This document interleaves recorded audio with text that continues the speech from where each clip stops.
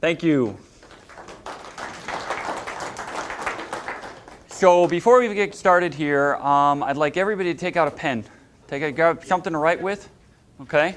And if you don't have a piece of paper in front of you, pen and a piece of paper in front of you, it's fine. You can do it on a tablet too. That works just as well. And I'm going to ask you to write down your answers right off the top of your head right now what your perception is, okay? And then I'm going to get into it. The first question I have is, what percentage of training do you believe is technical diving over all certifications? How big is the technical diving certification market compared to the whole industry? Write a percentage down. Okay? The next one I want you to write down is how many closed circuit CCR, or how many rebreather certifications you believe were issued by TDI in 2015. Write a number down. All levels or just everything? Every rebreather certification we've done in 2015 globally. Okay? Everybody good with that? Now hold on to those numbers. Okay? So, thank you for doing that. So, a little bit about me. I've been in the industry for a little while. As she said, started wreck diving in the North Atlantic, cut my technical diving up there, mixing gases out of the backs of places we weren't supposed to do that, and fell in love with it. So have been involved with the industry quite a while. And in that time that I've been involved in the industry, especially in my level at the training agency, everybody always asks me, how big is it? How many do you do? What do you do? What's the size of it? And in the industry, nobody ever really answers that question. It's always tiptoed around. Well, something happened in September this past year, and I went to a conference outside the diving industry. For those of you who run companies and are involved in companies or anything, and you want a perception of the way people are learning and buying, I highly recommend you go to this conference. Okay? It's called Content Marketing Worldwide. It changed everything for how we approached our company from this point on. And I went, during that time frame, there's a phrase they say. Somebody asks, you answer. Okay? TDI is taking the approach this year. We're going to be insanely honest in the diving industry. So, any question you want to ask me today about anything we do, I'm going to answer it. If I don't know the answer, I'll figure it out and I'll get back to you. That's one of the big reasons I've been asked these questions over the years. So, why am I going to do it? Why are we going to do this? People have asked me this over and over again. It's surprises and delights, and we wanted to get people's attention. Okay? People have asked for this information. This information will be released. Actually, I'm handing it to Divers Alert Network right after this, the raw data, so that they can do the crunch numbers on it. But people have asked for it.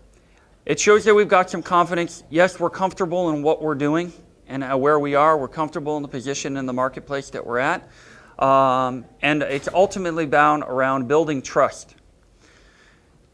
Nowadays, if somebody comes up to you and asks you a question and you give them a BS, they'll go. But what are they going to do right afterwards? They're going to Google it, and they're going to find the answer. 70% of purchasing decisions are made before somebody talks to somebody else. That's one of the statistics that came out of the conference. What? 70%. When you go to buy a car these days, you know all about the car before you talk to the salesman. And when the salesman comes up to you and starts doing, gives you a wheel and deal, you don't want to deal with them anymore. You go to the person who's going to make the process the easiest along the way. It will get rid of people, the reason why we do this, they ask you to answer, people that don't want to do business with us or don't want to participate or don't want to be part of something bigger. So I'm not interested in that. If somebody wants to come along with us and releasing information, come on board. If they don't, I'm just going to continue down the road we want. It gives us the people that want to participate in what we're trying to do, and that'll be tied up at the end.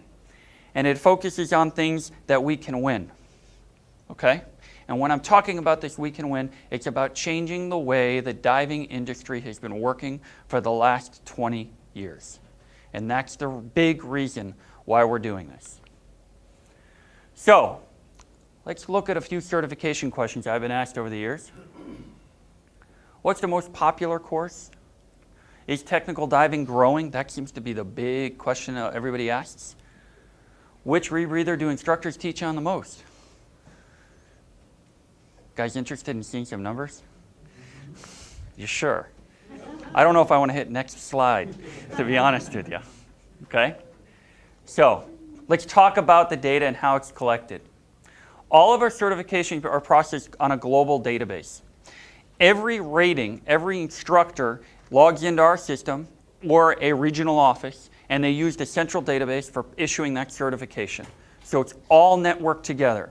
If you go take a course in Thailand with an instructor who's from China, who has an address in the UK, when the card is issued to you, it's in the main database, and we have that information directly, right when it's issued. It's all done live. You can't issue a TDI certification without going through this process. If you have an in-store C card printer, they log in, it's logged in the system. It's all central database driven.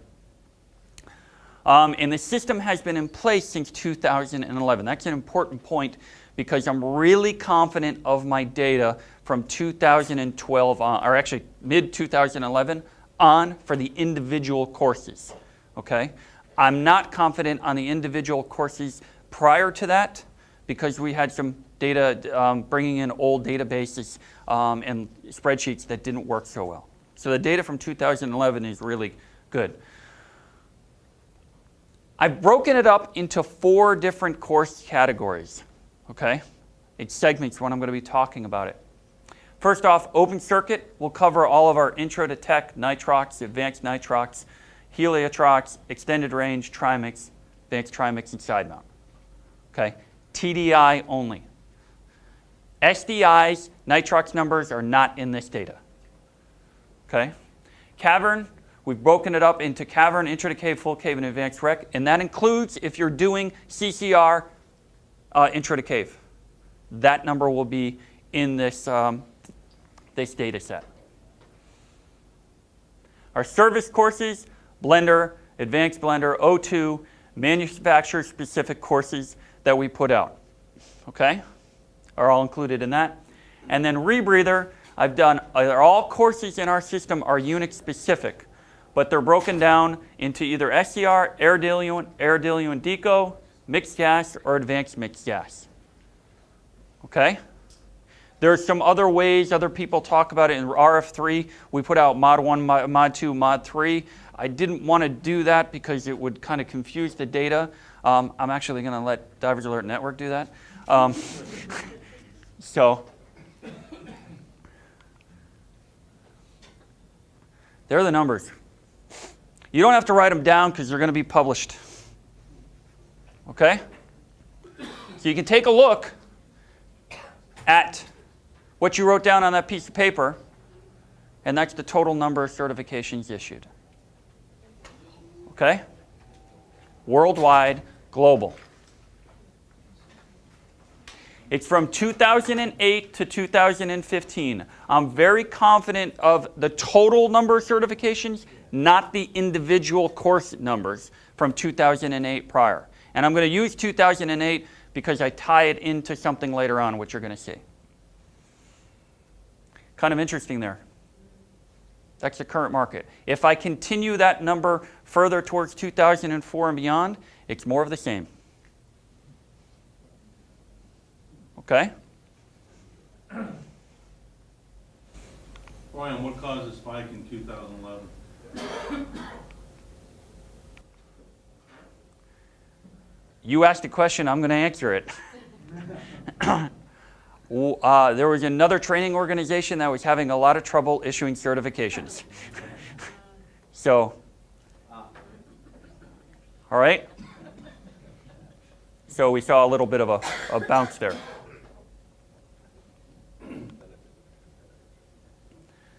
TDI open circuit certs during that time frame. This is all nitrox, advanced nitrox, deco, trimix, advanced trimix.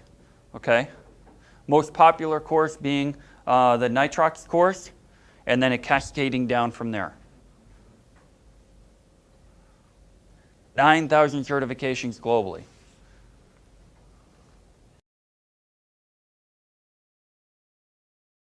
Those are the total certs from 2011 to 2012, so you can see the cascading effect. Okay?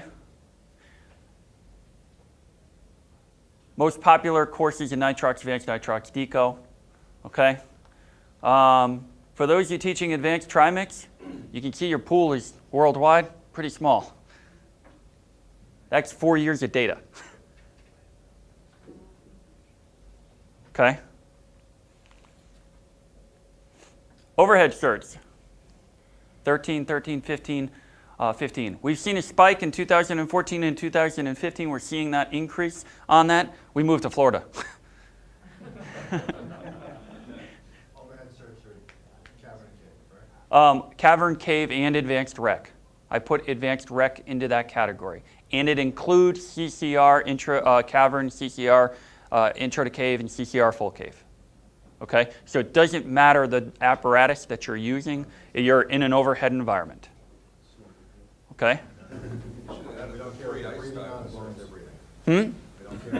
We don't care what they're breathing on as long as they're breathing. Yes, exactly. Yes. So, Chris, I didn't put ice diving because that's SDI. No, it's all right. You asked, I'm going to answer. Okay? How about mine? Mine is in there too. Yes. Our mine diving certifications. But that mine diving number, there you go.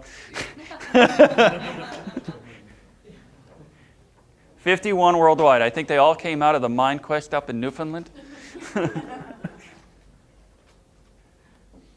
So what's interesting I saw about this number when I looked at it is CCR full cave represents 67 worldwide compared to full cave diver, which is 1,300. So you can see what are people using to go into caves. Are they using CCRs or are they using open circuit?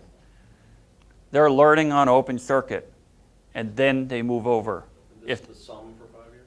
This is the total sum for those 5 years. Okay? It's not very big at all. Where am I? Overhead? Service courses. There's more of the consistency.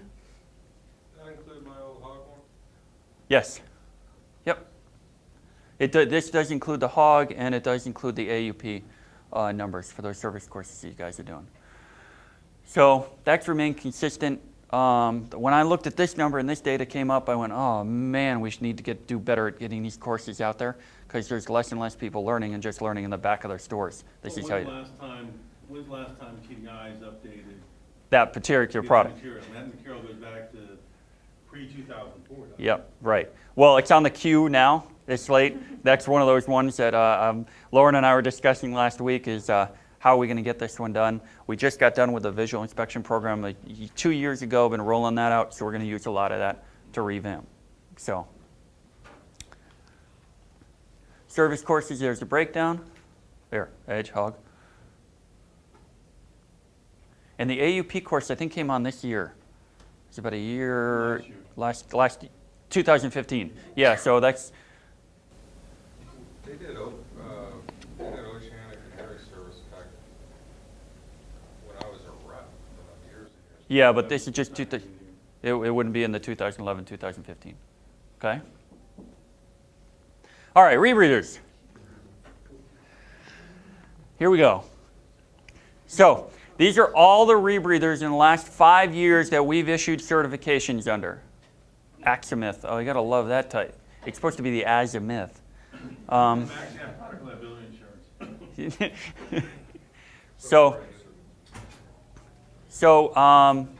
it doesn't matter under our rebreather models whether the certifications or whatever, whether the way I compiled these numbers is I said, okay, I got all these different rebreathers, what could we do? Well, I decided the pie chart on this one would be so crazy if I did each individual unit. I did it by manufacturer. So Inspiration Evolution are all under an AP. Okay, Prism 2 and Explorer are all under AUP. Okay, so you can see that company is involved in developing of CCRs, because if they changed it, because they're constantly updating these these rebreathers, and they're coming out with new names.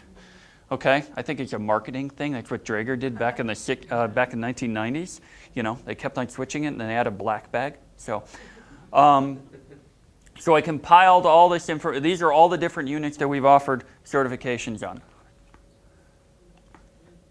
There's a total number of CCR certifications are the red, and the lower one are the blue. SCR the blue. The Explorer numbers are the blue on the bottom.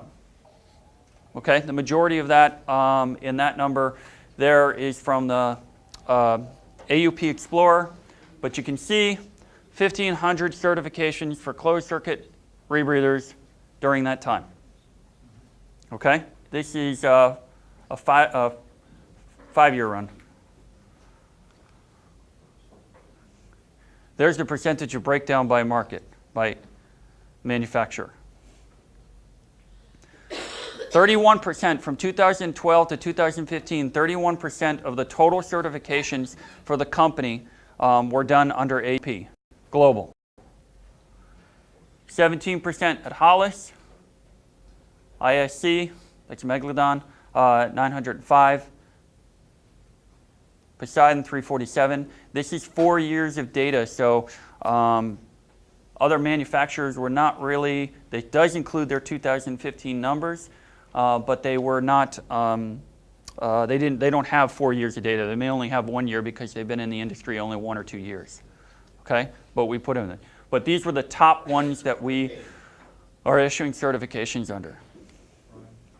So yeah, we have that information. I can drill it down if you're interested on an individual level, because it's a mountain of data. It took me about a month to compile all the information in a presentable format. Anybody who's worked in statistical, it can be challenged on so many different levels. So we started with one idea, and I came up with another on how to present it and put it out. Do you have any plan to make that raw data just generally available? No, I'm not going to put the raw data from confidentiality stuff. Well, I mean, strip the PII, strip the people's names, right? Well, when I hand it to Divers Alert Network, they only so they can do their studies. The only thing I've asked them to do is just give, thank you, provided data set provided by TDI, and if other people participate. As far as opening it up to the general, it's a lot of information. For people running studies and stuff, yeah, we're going to be open to, hey, I'm running a study on this. Okay, what are you looking for? That. Am I going to just put it out for the world for people to come up with their own information? Probably not just in a general open forum, but on an individual, on a specific base for something that's going to benefit the industry. Yeah, okay. But the data set, each certification is tied to a unit, which is tied to an instructor, which is tied to a facility, which is tied to a region, which is tied to a representative, all the way down. It's one line, it's one gigantic line of Excel. This is what happened in 2015. So I wanted to see what the breakdown was going to be and what happened in that 1 year, what's going on with manufacturers. Okay? Hollis moved up, JJ moved up, ISC maintained, SF2 was moved up, Revo maintained, AP has lost some, but that's because there's an increase in a little bit of numbers, total number of certifications. What's the breakdown between open circuit TDI courses and closed circuit? Or rebreather. Let me rephrase that. Rebreather. That includes SCR or CCR. Okay? Of almost, 18% in 2015 were our CCR certs compared to our open circuit. Majority of divers are doing the looking at open circuit and technical diving first. And then then 18% of them move on to CCR. There's a percentage breakdown. There's another way of presenting it. 82 to 18 for 2008 or 2015. That's total distribution for all the certs and how they're broken up.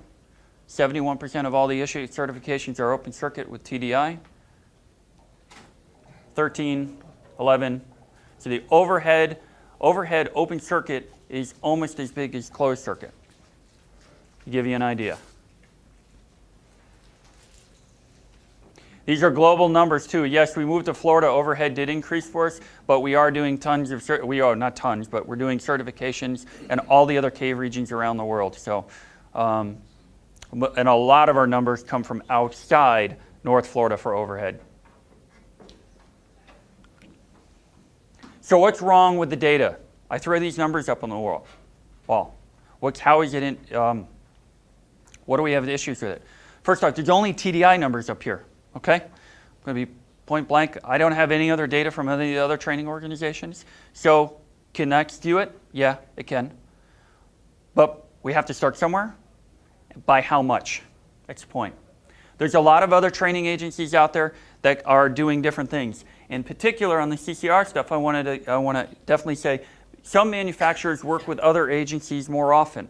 Okay, so that percentage of breakdown within CCR market, that's not truly representative. That's a start, but that's not truly representative of what I believe is there. I would love to be able to see that down the road, but we have to get everybody else participating or other companies participating to get a much better idea. Okay? And then in some cases, we only have a really small data set. So, you know, there's going to be issues with percentage there. Show you in just a sec. So, what I wanted to show is I wanted to compare it to some information that was readily out there. This is the DEMA certification census numbers that are available by DEMA, put out each year. Okay, these are the total number of open water divers qualified in the United States during each one of those years. Okay, 152,000 to 142,000 in 2015. Now, for those of you in the industry, numbers just came out for the first quarter. We're actually going back up on open water. Our first quarter in 2016 was better than our first quarter in 2015. Okay, so total number of open water. This is only SDI, SSI, and PADI data that is submitted, and then it's only the United States. So I took that,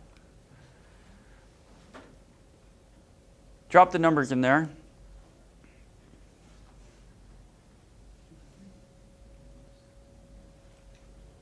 to show you just how big the technical market is.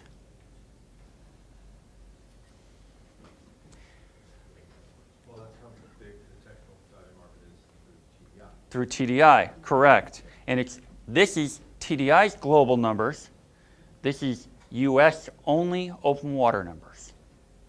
Okay, which is going to skew the data set. All right, but what I looked at is I wanted to look at trends, okay, and curves. And as I looked at that, the curve, if you, I don't know if it's got a pointer. The curve here, you can't see it well here, but the numbers follow the same. Okay? That was what was most telling to me. If the trends are the same, we're looking at approximate size. Okay?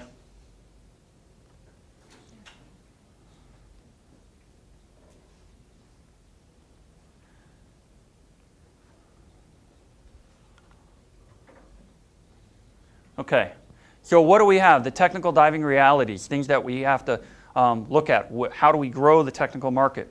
Market size has remained pretty consistent over the last 10 years. Hasn't changed. Okay? CCR and SCR courses are just replacing people who were taking open circuit courses in technical diving. They're not increasing the size of the sport.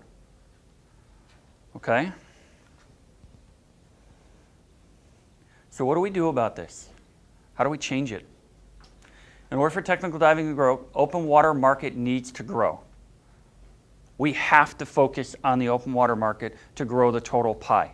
A lot of us in here, all technical divers, all involved in the sport, all selling technical diving equipment, teaching technical diving classes. We love it. It's the pinnacle. We like teaching these programs. We're the tops in our fields.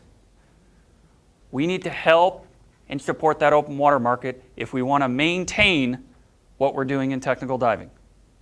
That's what that curve shows. When the open water market drops, technical market's going to drop. Okay? Dive shows like this are great to help promote the sport, but we need to do more outreach outside the industry. Okay? The only outreach outside the technical market we get that gets mainstream is fatalities all over the place. That's our PR. Somebody else picks it up, CNN runs on it, another diver dead. Okay? That's what our outreach are. Or shows like trade shows like this, or cave and shipwreck shows. So how do we break in to that market? Everybody says, well, we can't get a TV show and all this stuff, right? That's a lot of money. Goes back to that conference I told you about, content marketing.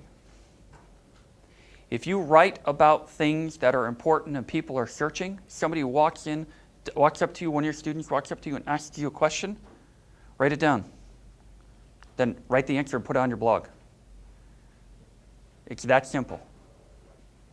Because somebody else is going to ask that question and they're going to respond, or they're going to find it. 70% of purchasing decisions are made before they talk to somebody. Okay? Our whole strategy that I said it changed, we have a question. They ask the answer.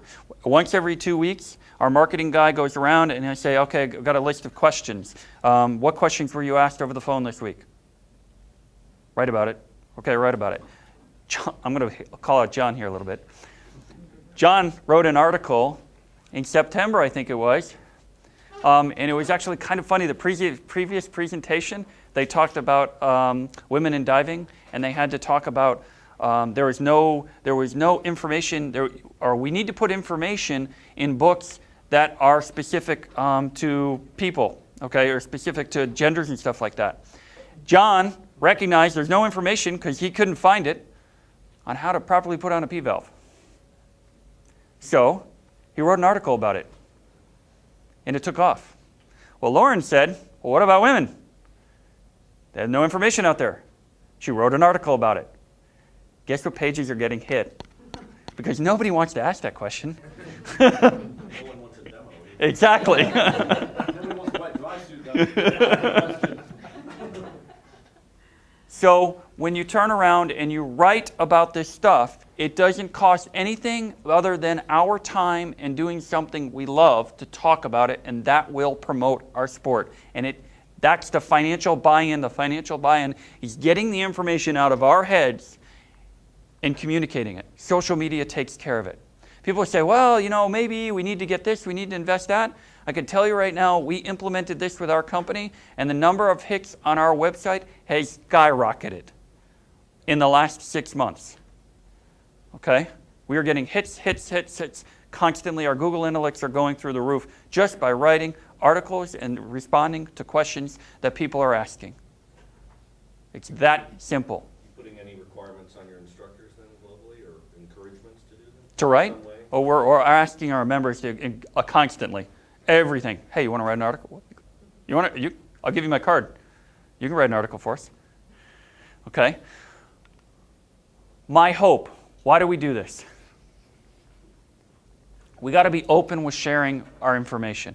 For so long, in the 26 years that I've been involved in the diving industry, it's always, I'm not going to tell anybody anything. It's my little piece of the pie. Or when somebody asks me, I remember standing at shows, I did this in, 2000, whatever. How many certifications do you know? Oh, we did 100,000 TDI certs last year. Okay? It's not doing anything except boosting our own ego and not showing somebody else what truly is going on. Okay? So my hope is by sharing real data, we have to understand where we are to truly have an impact. Okay? And then when we try something, if it goes up, if our numbers increase, hey, that worked. Or if we try something and it didn't work, the sport, okay, that didn't work, we can learn from it. But we have to start talking with one another as an industry so that we can help the whole market grow. I hope others follow our lead and release their data. Okay? That's my ultimate hope. What questions?